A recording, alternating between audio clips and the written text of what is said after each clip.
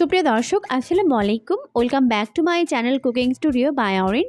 আজকে আপনাদেরকে নুডলসের মধ্যে একটা ডিম দিয়ে সবথেকে সহজে তৈরি ভীষণ মজাদার একটি নাস্তা তৈরি করে দেখাবো। এই নাস্তাটি তৈরি করার প্রসেস খুবই ইজি আর খেতেও কিন্তু দারুণ মজার হয়। খুবই কম সময়ে তৈরি করে নেওয়া যায়। আশা করছি রেসিপিটি অনেক বেশি ভালো লাগবে। নাস্তা তৈরি করার জন্য প্রথমে চুলায় একটা প্যান বসিয়ে দিয়েছে।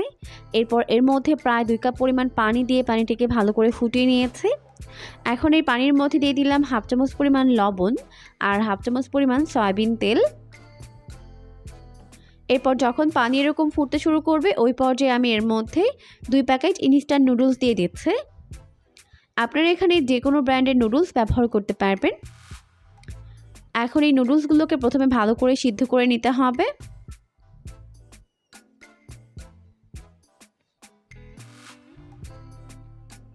আর এই নুডলসগুলোকে সিদ্ধ করতে কিন্তু 2 মিনিটের বেশি সময় লাগবে না। 2 মিনিটের মধ্যেই কিন্তু ভালোভাবে এটি সিদ্ধ হয়ে যাবে। তো এখন দেখতেই পাচ্ছেন 2 মিনিট পর কিন্তু নুডলসগুলো ভালোভাবে সিদ্ধ হয়ে গেছে। এখন একটি স্ট্রেনারের মধ্যে নিয়ে পানিটাকে ভালোভাবে ঝরিয়ে নিতে হবে। এরপর আমি এখানে একটি বোল নিয়েছি আর এই বোলের মধ্যে একটি ডিম ভেঙে নিচ্ছি। ডিমটাকে ভেঙে নেওয়ার পর এখন এটাকে একটু সাইডে রেখে দিচ্ছি। আর এখন আগে থেকে সিদ্ধ করে পানি ছড়িয়ে নেওয়া নুডলসের মধ্যে আমি এক এক করে মশলাগুলোকে অ্যাড করে দিব। প্রথমে দিয়ে দিলাম 2 টেবিল চামচ পরিমাণ কাঁচামরিচ কুচি, 4 টেবিল চামচ পরিমাণ দিয়ে দিলাম পেঁয়াজ কুচি, ঝালটা স্বাদ বুঝে অ্যাড করতে পারবেন। হাফ চামচ পরিমাণ দিয়ে দিলাম লবণ, 1 চামচের 4 ভাগের 1 ভাগ পরিমাণ দিয়ে দিলাম টালা জিরার গুঁড়া, 1 চামচের 4 ভাগের 1 ভাগ পরিমাণ হলুদের গুঁড়া আর মরিচের গুঁড়া দিয়ে দিলাম। আর এই নুডলসের সাথে থাকা এক্সট্রা যে মশলাটা ছিল সেটাকে দিয়ে দিলাম। এখন প্রথমে সবকিছুকে খুব ভালো করে মিশিয়ে নিব। একটু সময় নিয়ে ভালো করে মেশাতে হবে। সবকিছুকে খুব ভালো করে মিশিয়ে নেওয়ার পর এখন এর মধ্যে আগে থেকে ভেঙে নেওয়া ডিমটাকে দিয়ে দিচ্ছে, দিয়ে আবারও সবকিছুকে ভালো করে মিশিয়ে নিচ্ছে। মিশিয়ে নেওয়ার এই পর্যায়ে আমি এর মধ্যে অ্যাড করে দিচ্ছি বেসন। আমি এখানে 1/3 কাপ পরিমাণ বেসন দিয়ে দিব। তবে আপনারা কিন্তু চাইলে এখানে বেসনের পরিবর্তে ময়দা কিংবা চালের গুঁড়ো ব্যবহার করতে পারবেন। এখন বেসন দিয়ে খুব ভালো করে এটাকে মিশিয়ে নিতে হবে। আর বেসন এখানে বাইন্ডিংয়ের কাজ করবে। তো একটু সময় নিয়ে খুব ভালো করে এটাকে মিশিয়ে নিচ্ছে। তো সব কিছুকে খুব ভালো করে মেখে নেওয়ার পর এই মিশ্রণটা কিন্তু এখন অনেকটা আঠালো হয়ে গেছে। এখন হাতটা ভালোভাবে ধুয়ে প্রথমে ক্লিন করে নিব। এরপর এখান থেকে অল্প অল্প করে মিশ্রণ নিয়ে নাস্তা শেপ তৈরি করে নিব।